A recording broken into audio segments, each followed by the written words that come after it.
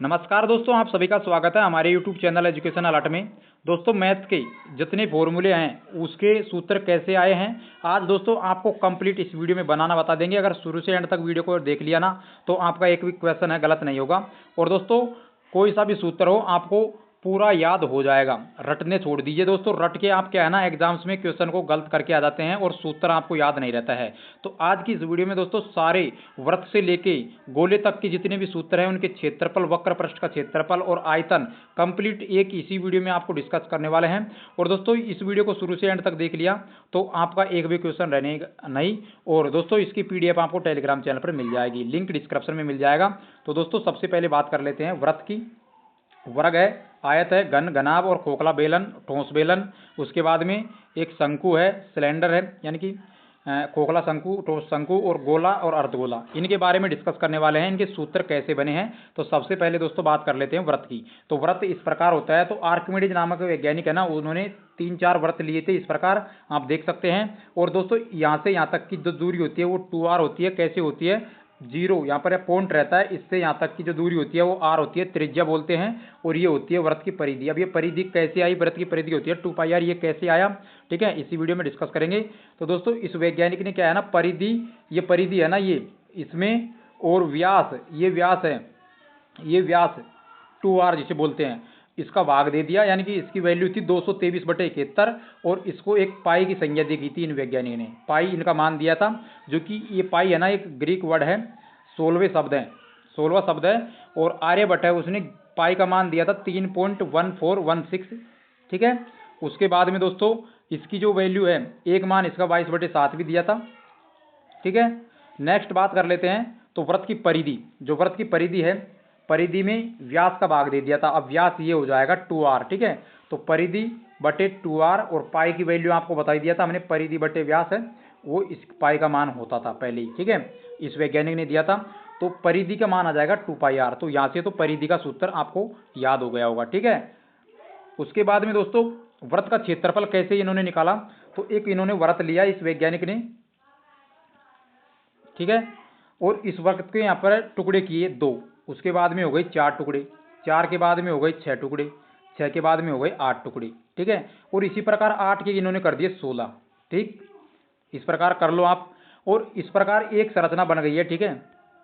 कैसी संरचना? इस प्रकार जो संरचना बनी हुई है दोस्तों, ये संरचना, ठीक है, ये एक और एक, ये 2 3, यानी कि इस त्रिभुज, आधे त्रिभुज की संरचना दोस्तों ये इस प्रकार बन जाती है, ठीक है। आप इसको इसमें डिवाइड कर सकते हैं और एक वृत्त जैसा ही ईश्वर आकृति बन जाती है। अब दोस्तों इसमें बात कर लेते हैं, जो यहाँ से यहाँ तक की जो त्रिज्या बोलते हैं, जिसे r कहते हैं, तो वो तो ये है।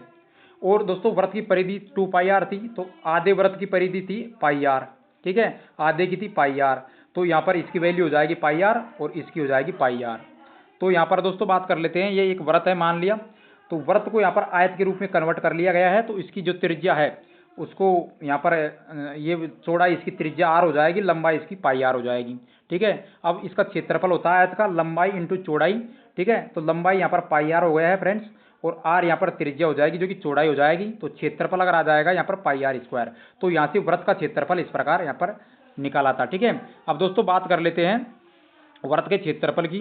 तो आपको कभी भी यहाँ पर एग्जाम्स में, अब आप भूलोगे नहीं, आप रट रट के यहाँ पर, क्योंकि एग्जाम्स में रटते थे, ठीक है, तो अब आपका गलत नहीं होगा, ठीक है। उसके बाद में दोस्तों, ये आपको वृत्त हमने पहले ही बना के बता दिया था, ठीक है। उसके बाद में वृत्त की परिधि हो जाएगी 2πr,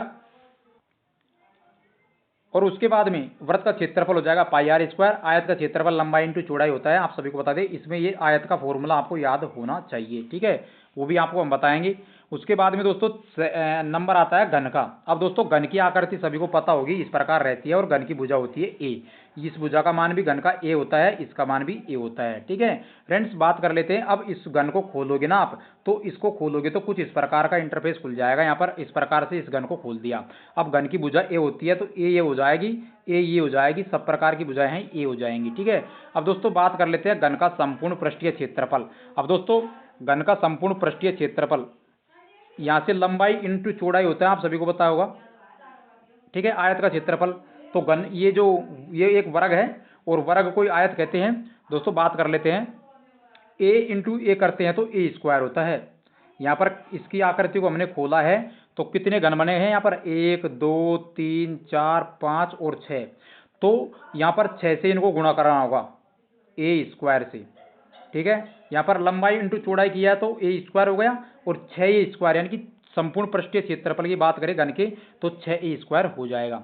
नेक्स्ट दोस्तों बात कर लेते हैं, अब कोई ऐसी टंकी दे दी आपको पानी की, घनाकार पानी की टंकी दे दी दोस्तों आपको इस प्रकार की, ठीक है। और इसका पृष्ठीय क्षेत्रफल आपसे पूछ लिया, तो अब पृष्ठीय क्षेत्रफल आप कैसे बताओगे?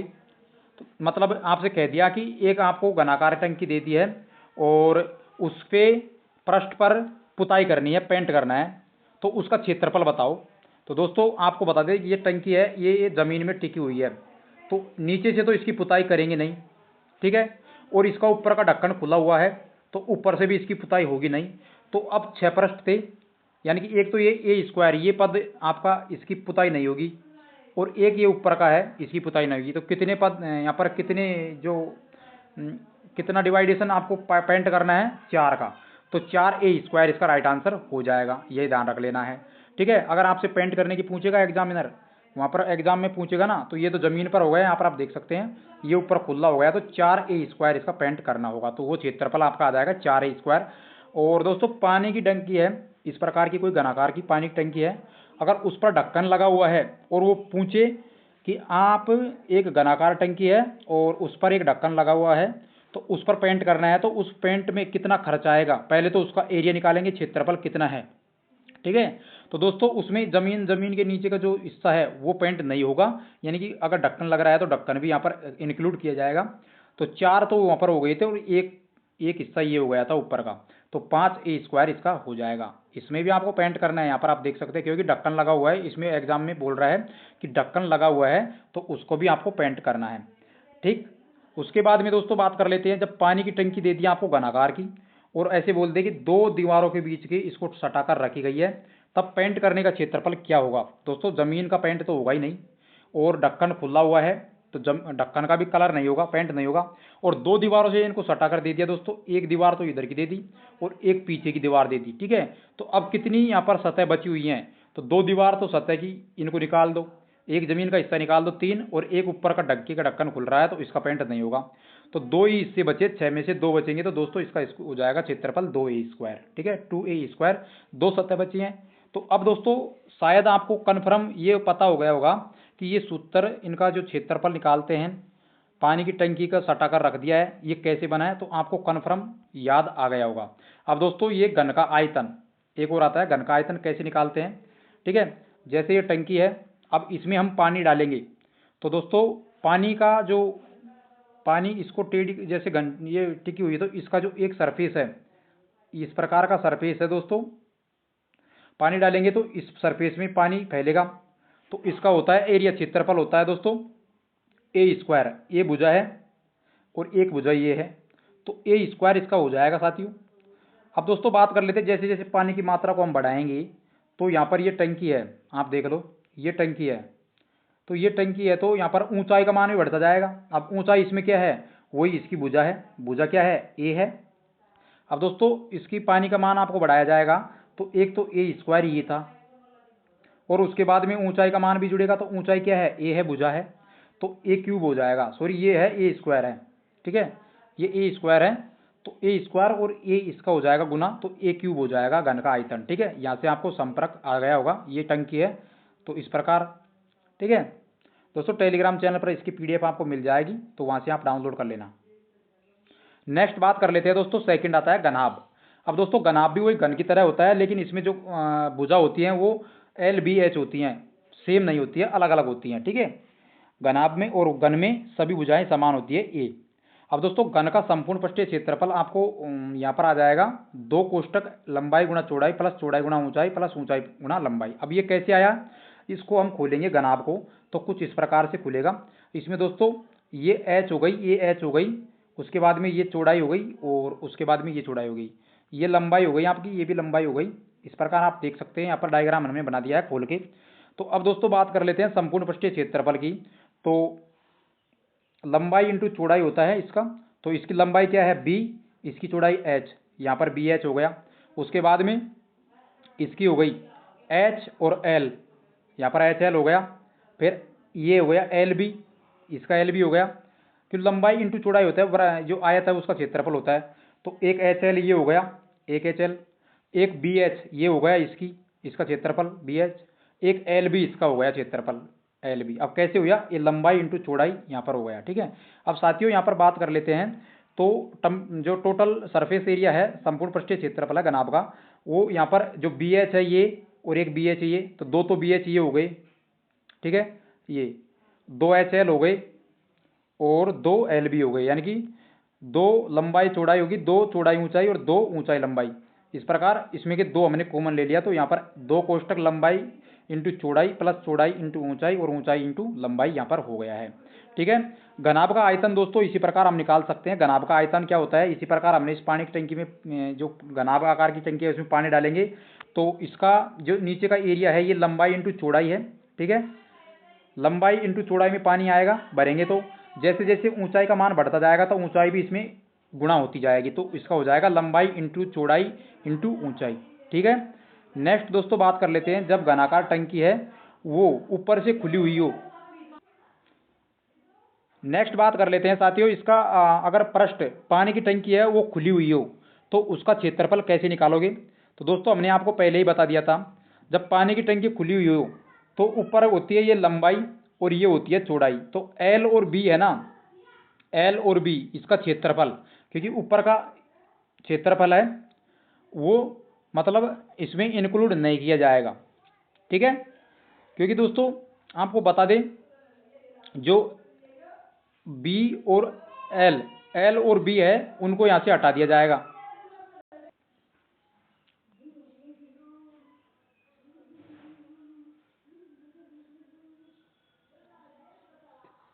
ठीक है, अगर पेंट करने का क्षेत्रफल अब आपसे पूछा गया इस टंकी का, घनाकार टंकी का, तो दोस्तों क्या हो जाएगा, जैसे ये जमीन है तो इस पे तो पेंट होगा ही नहीं, ऊपर का ढक्कन भी खुल रहा है तो इसका भी पेंट नहीं होगा, तो चार जो पृष्ठ है उनका पेंट होगा। जैसे दोस्तों बात कर लेते हैं, ये लंबाई हो जाता है और ये होता है चौड़ाई, एल गुणा बी। तो दोस्तों इसमें दो कोष्टक में एल बी हो जाएगा, दो एल बी, क्या ऊपर का पृष्ठ और नीचे का पृष्ठ का अगर पेंट करने की पूछे तो दो एल बी यहाँ से हट जाएगा। ठीक है, पूरे जो यहाँ पर जो आपका टोटल सरफेस एरिया आया था इसमें से दो एल बी हट जाएगा, तो दो कोष्टक बी एच प्लस में एच एल यहाँ पर हो जाएगा। ठीक है, उसके बाद में अगला क्वेश्चन बनता है, जब कोई टंकी हो, घनाभाकार टंकी है वस्तु, कोई डिब्बा मान लो, और ये ढक्कन बंद है ऊपर का और जमीन पर सटा कर रखा हुआ है, तो दिखने वाले पृष्ठ के क्षेत्रफल कहे तो उसमें दोस्तों क्या होगा, इसका क्षेत्रफल की बात करें, ऊपर ढक्कन लगा हुआ है, ये तो ढक्कन खुला हुआ था, अगर इसमें ढक्कन लगा हुआ है और पेंट करने की पूछे तो दोस्तों उसमें जमीन का जो सरफेस एरिया है उसको हटा दिया जाएगा।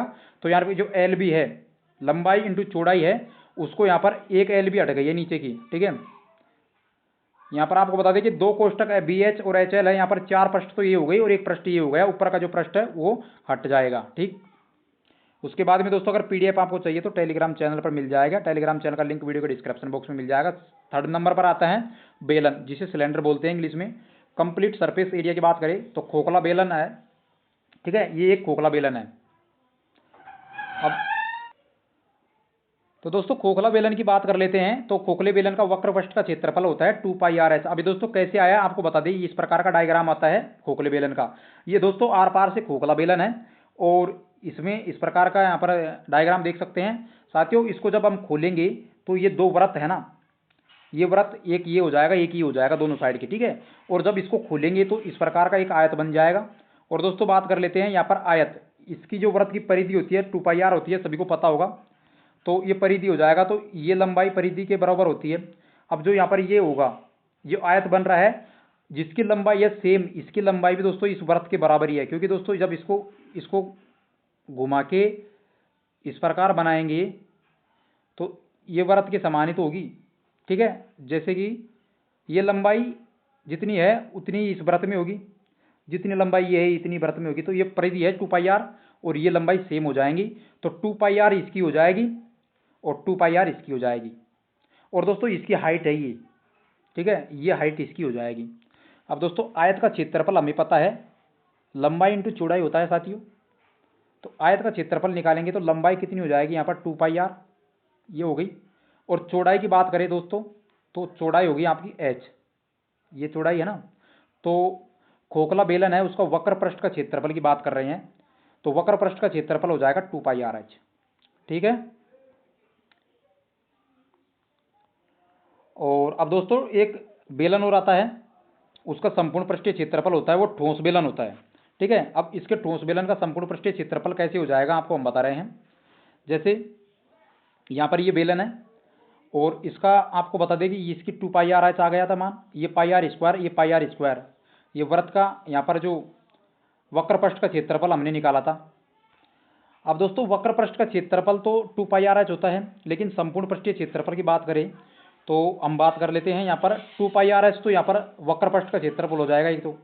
और अब दोस्तों इसमें बात कर ले, ये तो हमने पहले ही निकाल लिया था, वक्र पृष्ठ का क्षेत्रफल 2πr(h) तो यहाँ पर हो जाएगा। साथ में ये वृत्त है ना, ये वृत्त इनका हमने वहाँ पर वक्र पृष्ठ में नहीं निकाला था, क्योंकि दोस्तों इसको जब हम खोलेंगे ना तो ये वृत्त की जो हमने बताया था परिधि उसके बराबर इसकी लंबाई थी, तो वहाँ से इनको इंक्लूड नहीं किया था। अब वक्र पृष्ठ का क्षेत्रफल तो 2πr(h) हो गया, और संपूर्ण पृष्ठ की क्षेत्रफल की बात करें तो ये 2πr(h) है ना, इस 2πr(h) में एक तो एक वृत्त है ये πr² ये जुड़ जाएगा, और एक πr² ये जुड़ जाएगा। ठीक है, 2πr² हो जाएगा।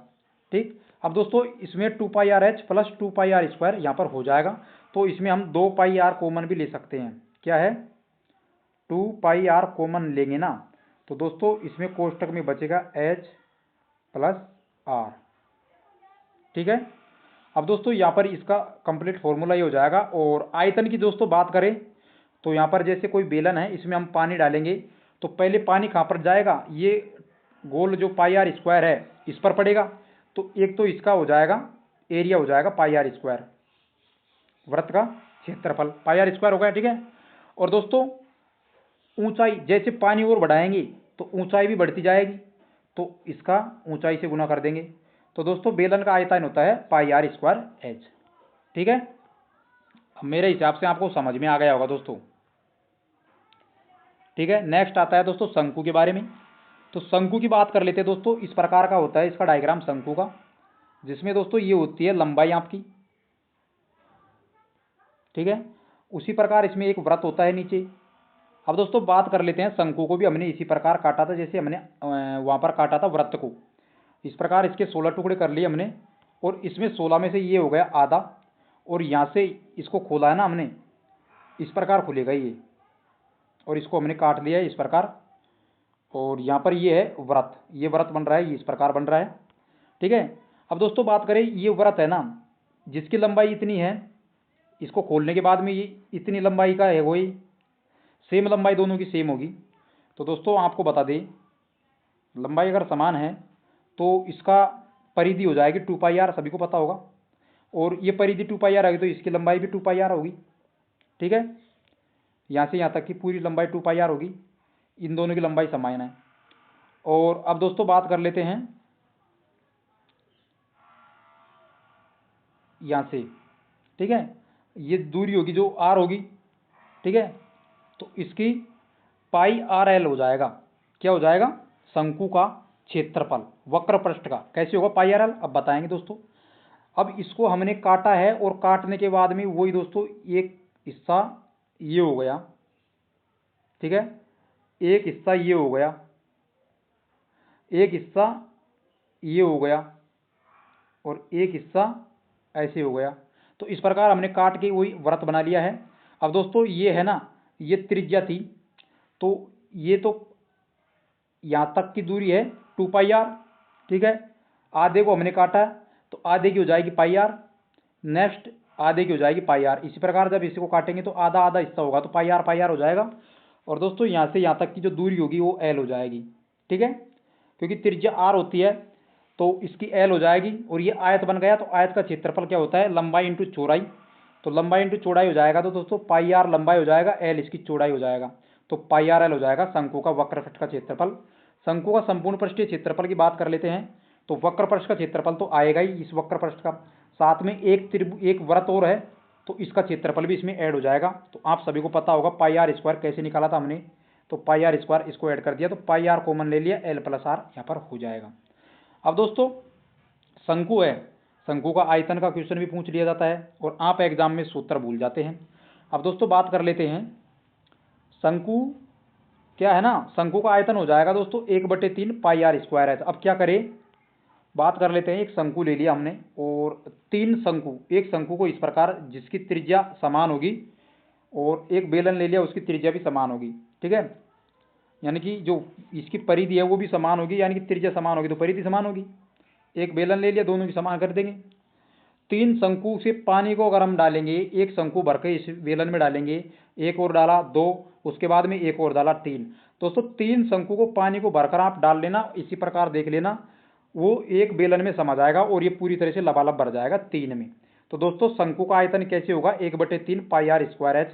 क्यों होगा दोस्तों, बेलन का आयतन होता है पाई आर स्क्वायर एच, और 1/3 हो जाएगा दोस्तों शंकु के हिसाब से। 3 शंकु का पानी इसमें समा जाएगा। तो इसी प्रकार दोस्तों शंकु का जो आयतन होता है बेलन के आयतन का 1/3 गुना होता है। यहाँ से आपको समझ आ गया होगा। नेक्स्ट है दोस्तों गोले। गोले के बारे में बात कर लेते हैं। तो गोले को शुरू कर लेते हैं यहाँ से। गोले की जो संरचना होती है, बनावट होती है, कुछ इस प्रकार होती है, ठीक है।